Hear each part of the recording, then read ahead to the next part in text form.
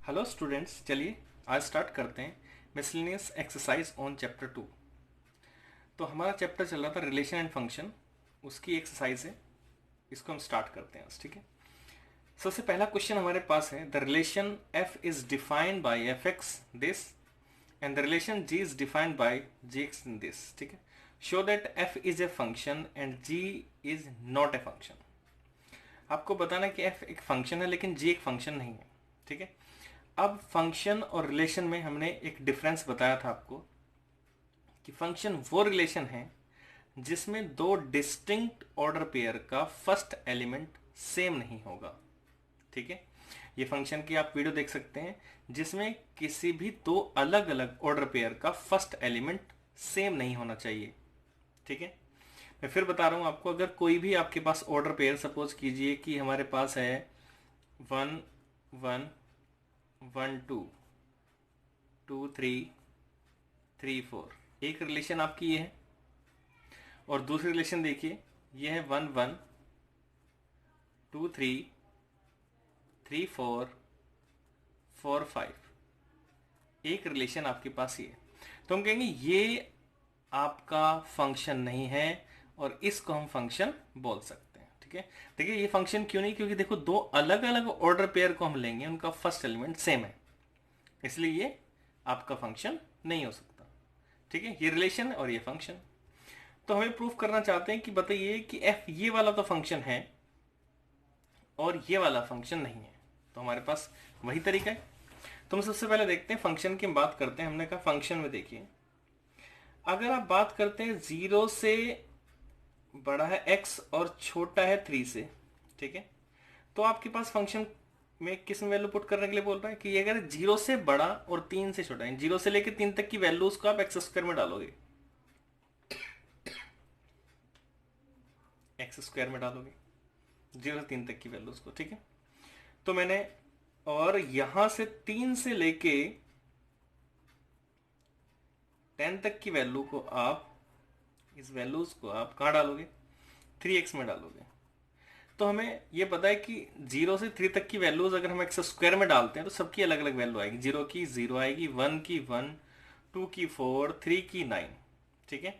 यहां पे भी देखिए 3 की 9, 4 की 12, 5 की 15, 6 की 18, 7 की 21, 8 की 24, 9 की 27 और 10 की 30। तो हमें कहाँ डाउट, हमें डाउट है कि देखो 3 इस फंक्शन में भी, इस वैल्यू में जा रहा है और 3 इस वैल्यू में जा रहा है। तो हम f3 की वैल्यू निकाल के देखते हैं। f3 की वैल्यू मैंने यहां से निकाल ली, तो मेरे पास आया 3 का स्क्वायर, कितना आया 9। फिर यहां से देखिए मैंने f3 की वैल्यू निकाली, क्योंकि इसमें पुट करूंगा 3, तो मेरे पास मैंने देखा 3 इंटू 3, ये भी कितना आ रहा है 9। यानी ये कह रहा है इस रिलेशन में जब आप f3 डालते हो तो दोनों 9 देगा। 3 पर 9 ही आ रहा है, 3 पर 9 आ रहा है। दो अलग अलग ऑर्डर पेयर नहीं हुए, अभी एक सिंगल ऑर्डर पेयर हुआ, ठीक है। इसका मतलब क्या हुआ कि it has a unique image of every element, हर एक एलिमेंट की यूनिक इमेज है, ठीक। तो एफ एक्स की बात करते हैं। इन एफ एक्स हमने किसकी बात की, एफ एक्स की बात की। तो जी एक्स में देखिए हमारे पास जी एक्स की अगर हम बात करें, इन जी एक्स हम बात करते हैं, हमने कहा जब मैं 0 से 2 तक की वैल्यूज को डालता हूं, ये देखिए, तो मेरे पास जी एक्स कौन से फंक्शन में डालनी पड़ेगी, कौन सी वैल्यूज में डालनी पड़ेगी, मुझे एक्स स्क्वायर में डालनी पड़ेगी, ठीक है। और जब मैं 2 से 10 तक की वैल्यूज को डालता हूं तो मुझे डालनी पड़ेगी किसमें, 3x में, ओके। तो मुझे फिर से वही देखिए, अब ये भी ये सारी यूनिक वैल्यू देगा, ये भी सारी यूनिक वैल्यू देगा। मुझे प्रॉब्लम कहाँ, मुझे प्रॉब्लम है कि जब मैं 2 पुट करूं, हो सकता है ये और ये अलग वैल्यू दे, तो हम सिर्फ वही कॉमन वैल्यू पुट करते हैं। हमने कहा F2 पर, सॉरी G2 पर वैल्यू पुट करता हूँ। G2 जैसे मैंने पुट किया तो मुझे मिला 2 का स्क्वायर दैट इज 4। तो ऑर्डर पेयर देखिए मेरा क्या बना, 2,4, ठीक है। जब मैं G की वैल्यू 2 डालता हूं किस वाले में, इस वाले में, तो मेरे पास क्या मिला, 3 इंटू 2 दैट इज 6। तो ऑर्डर पेयर क्या बना, 2,6। अब देखिए दो डिस्टिंक्ट ऑर्डर पेयर हो गए। यहां पे अगर मैं ऑर्डर पेयर की बात करूं तो पहला क्या है, 3,9, 3,9। यहां पे ऑर्डर पेयर देखो, एक ही एलिमेंट है, एक ही इमेज है, लेकिन यहां पे देखो 2 की इमेज 4 है, यहाँ पे 2 की इमेज 6 है।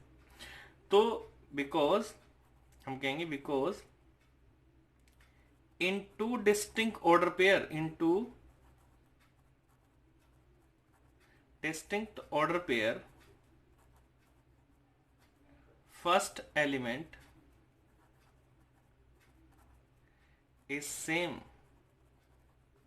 so gx is not a function, gx is not a function, एक फंक्शन नहीं हो सकता आपका gx। ओके, तो आई थिंक ये क्वेश्चन क्लियर हो गया होगा। अब क्वेश्चन चलते हैं क्वेश्चन नंबर 2 पर। बड़ा इजी क्वेश्चन देखिए, ये दिया गया हमें, क्या गिवन है, एफ एक्स हमारे पास एक्स स्क्वायर है, इसकी वैल्यू निकाली इसकी, तो हमने सबसे पहले निकाली एफ 1.1। बड़ा सिंपल देखिए, अगर ये एफ एक्स है तो 1.1 डालोगे तो एक्स की जगह 1.1 जाएगा, यानी 1.1 स्क्वायर करेंगे तो आपके पास 1.21। फिर कह रहा है f1 की वैल्यू डालो, तो f1 कहता है कि जो भी f के अंदर आएगा उसका स्क्वायर हो जाएगा। तो 1.1 का मतलब 1.1 का स्क्वायर, 1 का मतलब 1 का स्क्वायर, तो कितना है हमारे पास 1। अब ये वैल्यूज को हम इसमें डालते हैं, तो चलिए हम वैल्यूज डालते हैं। हमने वैल्यू डाला, किसकी वैल्यू क्या है हमारे पास 1.21 माइनस f1 की वैल्यू कितनी 1, 1.1 माइनस 1, तो बताइए ये वैल्यू क्या मिली, ये मिली हमारे पास 0.21 अपॉन 0.1। ठीक, तो इसको हम कैंसिल आउट करेंगे तो 2.1 आपका आंसर आएगा। ठीक है, बड़ा सिंपल सा क्वेश्चन था। ओके, एक और नेक्स्ट क्वेश्चन देखते हैं। देखिए, find the domain of the function F x. एक एफ एक्स हमें दिया है, इसका डोमेन हमें निकालना है। डोमेन, डोमेन मीन्स जो हम पुट कर सकते हैं। तो मैंने कहा फंक्शन के लिए दो रेस्ट्रिक्शंस होती हैं। एक तो अगर फंक्शन, मैं फिर से आपको याद दिलाना चाहता हूँ कि फंक्शन के लिए दो रेस्ट्रिक्शन है। अगर p अपॉन क्यू की फॉर्म में कोई फंक्शन है तो q नॉट इक्वल्स टू 0, तो ये जो आपका डिनोमिनेटर है जीरो नहीं होना चाहिए। और दूसरी रेस्ट्रिक्शन क्या है, अगर आपके पास रूट में कोई फंक्शन है, ठीक है, तो p is greater than equals to 0, वो हमेशा p 0 से बड़ा होना चाहिए। तो देखिए ये वाली रेस्ट्रिक्शन तो उसको नहीं लग रही, लेकिन ये वाली p अपॉन क्यू के फॉर्म में दिया हुआ है तो ये रेस्ट्रिक्शन को लग रही है। ठीक है, तो हमने कहा इस फंक्शन को हम देखते हैं कि हम डिनोमिनेटर में क्या नहीं डाल सकते। हमने कहा ये जीरो नहीं होना चाहिए, तो इसके फैक्टर कर दीजिए। ऊपर वाले के फैक्टर करते हैं, हम देखते हैं कि x+1 का होल स्क्वायर ऊपर वाला, तो नीचे वाले के फैक्टर करते हैं तो आप इसके फैक्टर कर सकते हैं, क्योंकि आप 11th क्लास में आ चुके हैं, तो मैं इसके फैक्टर आपको नहीं बताऊंगा स्प्लिट द मिडिल टर्म क्या होती है।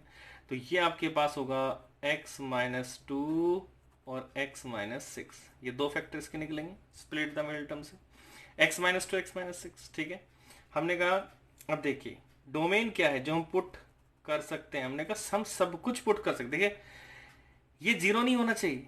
अब बताओ, हमने कहा ये वाला पार्ट जीरो नहीं होना चाहिए, तो जीरो कब हो सकता है, ये पार्ट जीरो तब हो सकता है जब x की वैल्यू हम 2 रखेंगे तो जीरो हो जाएगा, या फिर x की वैल्यू हम 6 रखें तो जीरो हो जाएगा। तो हमने कहा डोमेन आपका सब कुछ पुट कर सकते हैं, सब कुछ मीन्स रियल नंबर पुट कर सकते हैं, लेकिन क्या नहीं पुट कर सकते आप, ना तो 2 डाल सकते x की जगह और ना ही आप 6 डाल सकते। फिर से देखिए, हमने कहा कि कोई भी रैशनल नंबर अगर आपका उसमें डोमेन बताना चाहते हो आप, तो denominator not equals to 0, denominator आपका 0 कभी नहीं होना चाहिए। तो देखिए ये कह रहा है डिनोमिनेटर 0, इसका मतलब क्या है कि x-2 नॉट इक्वल्स टू 0 और x-6 नॉट इक्वल्स टू 0। इसका मतलब x not equals to 2 and x not equals to 6। तो x ना तुम 2 पुट कर सकते ना ही हम 6 पुट कर सकते, इसलिए इसका डोमेन क्या हुआ, R में से हम 2 और 6 का एक सेट माइनस कर देंगे कि हम R रियल नंबर कुछ भी डाल सकते हैं x के जगह डोमेन, लेकिन हम 2 और 6 नहीं डाल सकते। ठीक है, ओके, सिर्फ इसका डोमेन पूछा था, रेंज हमें हमसे नहीं पूछी गई।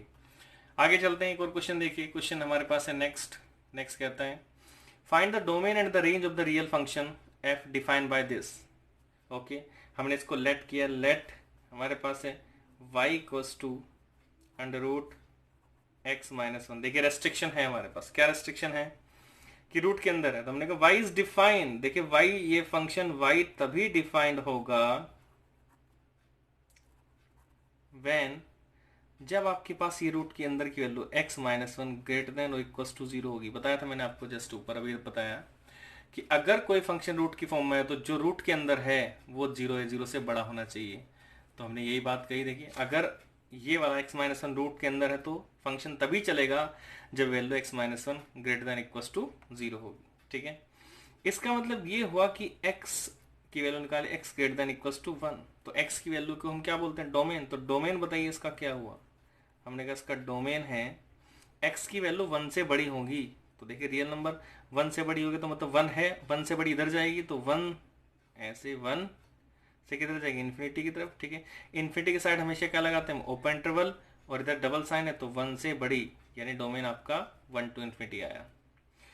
अच्छा, रेंज के लिए हम बात करते हैं। अगेन हम देखते हैं, फिर से देखिए again y equals to under root x-1, squaring both side कर दीजिए। क्या किया हमने, स्क्वायरिंग बोथ साइड, दोनों साइड स्क्वायर कर दिया। तो स्क्वायरिंग बोथ साइड करेंगे तो वाई स्क्वायर इक्वल्स टू आपके पास क्या मिला, x-1। अब देखिए जरा, Y square equals to x-1, हमें पता है कि डोमेन रेंज निकालते टाइम हमें x की वैल्यू निकालनी होती है। किसकी वैल्यू निकालनी होती है, x की। ओके बच्चा, देखिए यहाँ से x की वैल्यू अगर हम निकालते हैं तो हमारे पास क्या आती है, वाई स्क्वायर प्लस 1। क्या, वाई स्क्वायर प्लस 1। अब देखो ये कहता है कि x तो हमें 1 से बड़ा है ना, एज हमें मिल गया कि x बड़ा है 1 से। तो देखिए ये वाई स्क्वायर प्लस 1 भी तो x की वैल्यू है, ये भी 1 से बड़ी होनी चाहिए। 1 से 1 कैंसिल, तो वाई स्क्वायर बड़ा होना चाहिए 0 से, यानी y बड़ा होना चाहिए 0 से। तो y बिलोंग्स टू किस में आया, 0 टू इन्फिनिटी। तो ये क्या आ गई आपकी, रेंज। तो ये डोमेन था और ये आपकी आ गई रेंज। ओके,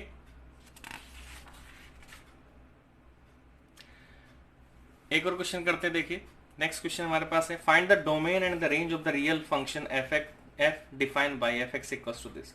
फिर से हमने कहा लेट y इक्वल्स टू हमारे पास है x-1, मोड वाली वैल्यू आ गई। मोड वैल्यू के लिए वैल्यू बताया था मैंने, अगर आपके पास स्क्वायर में कोई वैल्यू हो तो हमेशा 0 0 से बड़ी होती है, मोड में कोई वैल्यू हो तो हमेशा 0 0 से बड़ी होती है। तो ध्यान दीजिए, नाउ हमने कहा, देखिए ध्यान से, एज नाउ देखो डोमेन की बात करते हैं, हमने कहा इसमें कोई भी रेस्ट्रिक्शन नहीं है, कोई भी, ना तो रूट में है वैल्यू और ना ही फ्रैक्शन में है। सो डोमेन अगर हम बात करें तो डोमेन हम सिंपली क्या ले सकते हैं, रियल नंबर। हम कुछ भी पुट कर सकते हैं, कोई रेस्ट्रिक्शन नहीं इसके लिए, कुछ भी डालिए, ना तो वैल्यू रूट में है और ना ही फ्रैक्शन में, इसलिए इसके अंदर हम कुछ भी वैल्यू डाल सकते हैं, ये कभी इनवैलिड वैल्यू नहीं देगा। तो डोमेन हमारे पास क्या है, आर, रियल नंबर। अगेन हम रेंज की बात करते हैं, तो रेंज में देखिए एज वी हैव, हम जानते हैं, हम क्या जानते हैं, इस चीज को समझिए जरा, कि x-1 मोड में है तो हमेशा 0 0 से बड़ा होगा, मोड में तो 0 0 से बड़ा होगा, और एक इसकी वैल्यू y की, तो y हमेशा 0 0 से बड़ा होगा। तो बताओ रेंज क्या आई, तो रेंज आपकी 0 टू इन्फिनिटी, 0 टू इन्फिनिटी। ध्यान रखना रेंज क्या है हमारी, 0 टू इन्फिनिटी। तो मोड वाली वैल्यू निकालना बड़ा इजी होता है आपके पास। ठीक है, अब चलिए हम बात करते हैं नेक्स्ट क्वेश्चन। नेक्स्ट क्वेश्चन हमारे पास है इस तरह से, देखिए 6, इफ लेट f हमें दिया हुआ है be a function from r into R, determine the range of f। देखिए ये आपका x है और ये आपका y है। ठीक है, तो इसकी रेंज निकालनी है, क्योंकि डोमेन तो उसने पहले से दे दिया कि x आपका बिलोंग्स टू रियल नंबर है, x belongs to real number. तो बच्चे आपको क्या निकालनी है, इसकी रेंज। तो हमने मान लिया लेट आपके पास आया y इक्वल्स टू, y की वैल्यू क्या है, x² अपॉन 1 प्लस x²। देखिए वेरी इंपॉर्टेंट क्वेश्चन है, बहुत इंपॉर्टेंट क्वेश्चन है। y equals to x² upon 1 plus x²। Okay, अब जरा ध्यान दीजिए, जब भी हम रेंज निकालते हैं और हमारे पास कोई स्टैंडर्ड फॉर्म नहीं है, मॉडुलस नहीं है, स्क्वायर नहीं है, ठीक है, तो हम क्या करते हैं, x की वैल्यू निकालने की कोशिश करते हैं। तो हमने क्रॉस मल्टीप्लाई किया, y plus yx² plus x²। ठीक है, okay sorry, equals to x²। ठीक है, इसकी मल्टीप्लाई कर दी, इक्वल्स टू x²। अब यहाँ से देखिए y इक्वल्स टू, इसको देखिए yx² और ये माइनस का हो जाएगा उधर जाके, और ये प्लस का x²। ठीक है, देखिए यहाँ से y इक्वल्स टू, अगर मैं कॉमन ले लूँ x² तो मुझे मिलेगा माइनस y प्लस 1। ठीक है, अगर मैं यहाँ से देखिए y अपॉन में इसको 1 माइनस y लिख दूँ तो चलेगा, इक्वल्स टू एक्स स्क्वायर। देखिए ध्यान से आगे चलते हैं। यहाँ से मैं अगर एक्स की वैल्यू निकाल दूँ तो मेरे पास क्या आएगा, रूट वाई अपॉन में root one minus Y. Okay, अब देखिए ये वैल्यूज आपके पास रूट के लिए है, ठीक है। इसमें दो रेस्ट्रिक्शन एक साथ लगे थे, रूट की भी और डिनोमिनेटर भी है। हमने कहा x is defined, x is defined, x कब डिफाइंड होगा, डिफाइंड व्हेन, कब डिफाइन होगा, देखिए x ये रूट की वैल्यू, तो y आपका 0 या 0 से बड़ा होना चाहिए, रूट की कंडीशन है ये, ठीक है। एंड एक और चीज देखिए, एंड ये वाले डिनोमीटर में और रूट में भी है, रूट में है तो ये 0 से बड़ा, डिनोमीटर में है तो 0 से बड़ा होना चाहिए, 0 तो नहीं होना चाहिए। अगर ये डिनोमीटर है आपका तो 0 नहीं होना चाहिए। हमें पता है कि डिनोमीटर में value q is not equal to 0, यानी 0 नहीं होना चाहिए। और रूट के अंदर क्या कहता है, 0 से 0 या 0 से बड़ा होना चाहिए। इसका मतलब क्या कह रहा है कि ये रूट के अंदर की जो वैल्यू है 0 तो नहीं हो सकती, इसका मतलब 0 से बड़ी होगी। देखिए रूट के अंदर हम कैसे लिखते हैं, जब भी कोई रूट के अंदर की वैल्यू होती है उसको हम लिखते हैं कि वो वैल्यू 0 या 0 से बड़ी होगी। लेकिन डिनोमीटर में होने के कारण हम इसको 0 नहीं लिखेंगे, क्या लिखेंगे कि ये वैल्यू हमेशा 0 से बड़ी होगी, क्योंकि 0 अगर आ गया तो डिनोमीटर में ये फंक्शन आपका इनवैलिड हो जाएगा, ठीक है। तो फिर से समझिए, आपका ये रूट का था तो हमने क्या लिखा, y greater than equal to 0, लेकिन इसके अंदर दो कंडीशन है, रूट की भी और 0 भी होना चाहिए। तो अगर ये डिनोमीटर में नहीं होता तो हम क्या लिखते हैं इसको, 1 minus Y greater than equals to 0। लेकिन इक्वल्स टू क्यों नहीं लगा सकते, क्योंकि ये पूरा 0 हो जाएगा और डिनोमीटर कभी 0 नहीं होना चाहिए, इसलिए हमने क्या लिखा, 1 minus Y greater than 0। Okay, देखिए ध्यान से, हमने कहा इंप्लाइज, फिर से देखिए y greater than equals to 0 and, ठीक है, देखिए 1 ग्रेटर देन y, y 0 से बड़ा है लेकिन y 1 से छोटा है। देखिए y बिलोंग्स टू, ध्यान से देखना, 0 से बड़ा है तो 0 तो इधर आएगा, 1 से छोटा है 1 इधर आएगा, तो 0 से बड़ा है 0 की तरफ डबल साइन है, और 1 से छोटा है तो सिंगल साइन, तो y इतना आएगा। दैट मीन्स ये है आपकी क्या, रेंज, ये आ गया आपकी रेंज। बहुत इंपॉर्टेंट क्वेश्चन है, बार बार पूछा जाता है आपसे। ओके बच्चों, नेक्स्ट क्वेश्चन करते हैं, question number 8। Let f equals to 1, 1, 2, 3, 0, -1, -1, -3 be a function from z to z, z means integer to integer, defined by the function, function में दे रखा है this, for some integer a b, determine a and b, a और b निकालना है, हमें क्या निकालना है, a and b। as हमें दिया हुआ है, देखिए as हमें क्या दिया हुआ है कि फंक्शन हमारे पास क्या है, 1, 1, 2, 3, 0, -1, -1, 3। अच्छा, इस ऑर्डर पेयर में एक चीज समझिए, अगर हम इसको वायलेट कर लेते हैं तो ये x होता है, ये y, यानी x हमारा डोमेन और ये क्या आपकी रेंज, ठीक है। तो मैंने इसको मान लिया लेट देखिए, ये इसको मैंने क्या माना कि y इक्वल्स टू आपके पास क्या है, ax प्लस b। ध्यान देना, ये फंक्शन आपका क्या बन गया, y equals to x plus b, क्योंकि पहला आपका एलिमेंट क्या है, डोमेन x, और सेकेंड आपको क्या मानते हो, y। ओके, अगेन ध्यान देना, नाउ मैंने क्या किया, मैंने कहा 1, 1 इस फंक्शन में बिलोंग करता है, ठीक है, ध्यान से 1, 1 इस फंक्शन में बिलोंग करता है। इसका मतलब 1 किसकी वैल्यू, फर्स्ट वाली 1 किसकी वैल्यू x की, और सेकंड वाली 1 किसकी वैल्यू y की। तो देखिए ध्यान से यहाँ से, तो ये 1 y की जगह है 1 इक्वल्स टू a इंटू ये 1 x की जगह जाएगा प्लस b, ठीक। अगर मैं इसको लिखूं सही ढंग से तो a plus B equals to 1 होगा, इक्वेशन नंबर आ गई आपकी फर्स्ट, ठीक है। मैं दूसरा ऑर्डर पेयर ले सकता हूँ, तीसरा ले सकता हूँ, चौथा, जो मैं चाहूँ वो ऑर्डर पेयर ले सकता हूँ। तो मैंने कहा यार ये दोनों ऑर्डर पेयर तो डिफिकल्ट होंगे, लंबी कैलकुलेशन करनी पड़ेगी, एक छोटा सा ऑर्डर पेयर ले लेता हूँ मैं। अगेन दोबारा फिर देखिए मैंने क्या किया, 0, -1 बिलोंग्स टू f, फंक्शन में आता है 0। अब 0 x की वैल्यू और -1 y की वैल्यू है, तो -1 equals to a into 0 plus b, -1 equals to b। देखिए तो b की वैल्यू आपके पास आ गई -1, put in equation number first. पहली इक्वेशन में जैसे मैंने डालता हूं तो a -1 इक्वल्स टू 1, तो a इक्वल्स टू मेरे पास कितना आया 2, तो a की वैल्यू मेरे पास 2 आई और b की वैल्यू -1। ओके, नेक्स्ट क्वेश्चन पे देखते हैं। नेक्स्ट क्वेश्चन आता है आपके पास 10th, let a is this 1, 2, 3, 4, b 1, 5, 9, 11, 15, 16, function में 1, 5, 2, 9, 3, 1, 4, 5, 2, 11 ये दिया हुआ है। f is a relation from a to b F is a function from A to B, तो बताना आपको ये फंक्शन है कि रिलेशन। हमने कहा 1 की इमेज 5 है, 2 की 9 है, 3 की 1 है, 4 की 5 है, 2 की 11। देखिए 2 की 9 और 2 की 11, इसका मतलब देखिए दो distinct order pair as two distinct order pair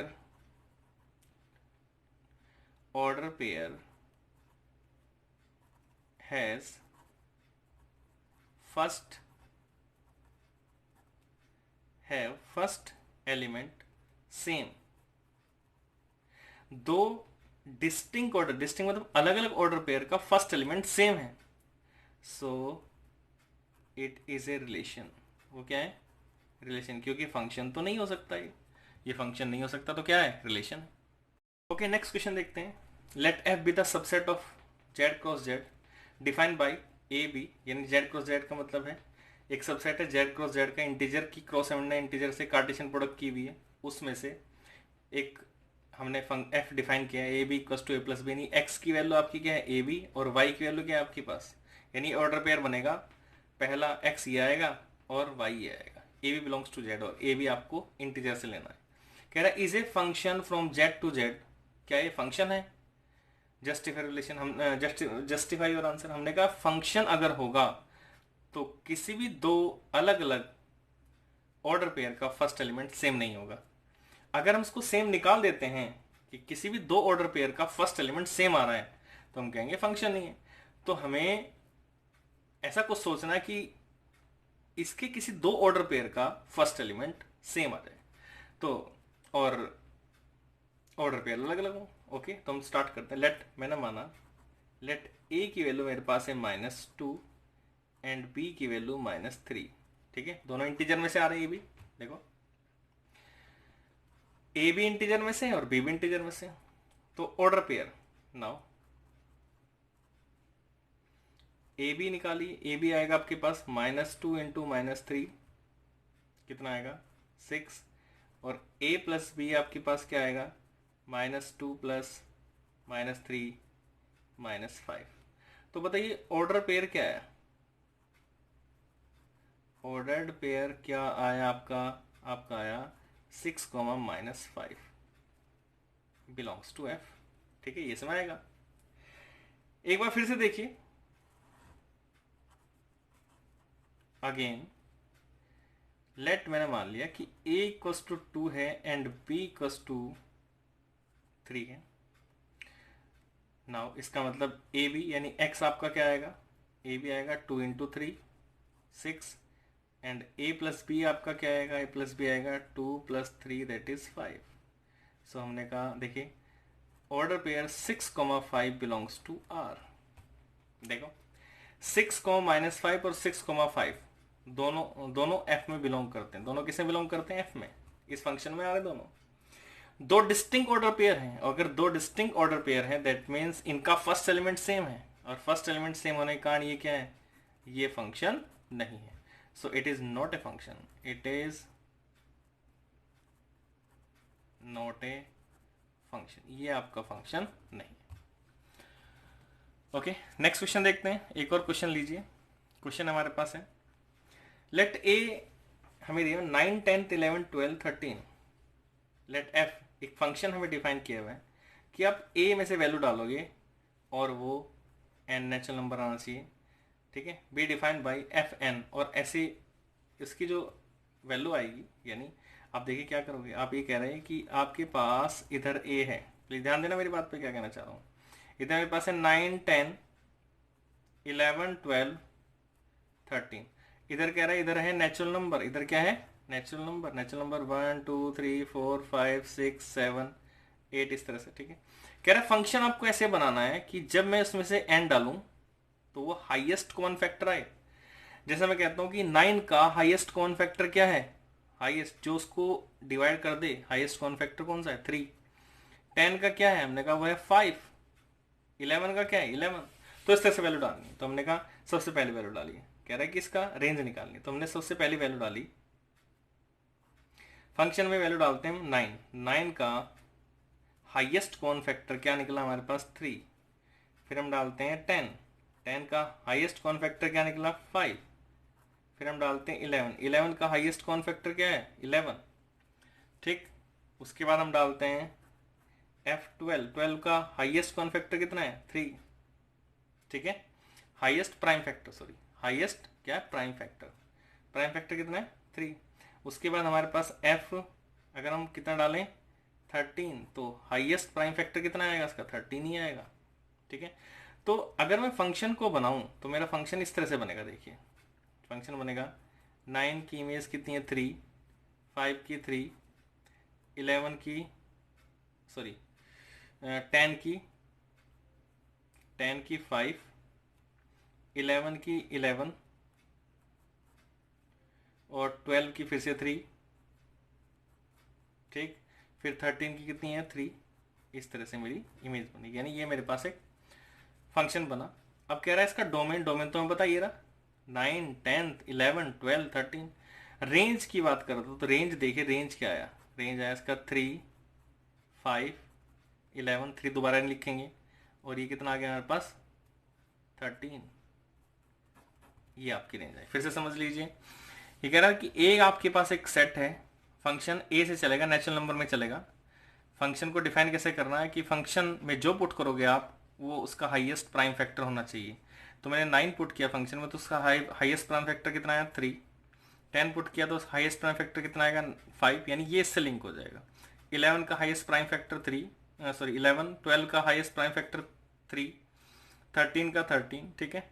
तो मैंने इसको रोस्टर फॉर्म में लिखा तो 9, 3, 10, 5, 11, 11, 12, 3, 13, 13 आ गया। कह रहा है इसका डोमेन, डोमेन तो हमें पता चल गया 9, 10, 11, 12, 13 है। रेंज, रेंज जो सेकंड वाली होती है 3, 5, 11, 3, 13, तो इसमें से 3 आ गया, 5 आ गया, 11 आ गया, 3 आ चुका है, 13, ये इसकी आ गई रेंज। ओके।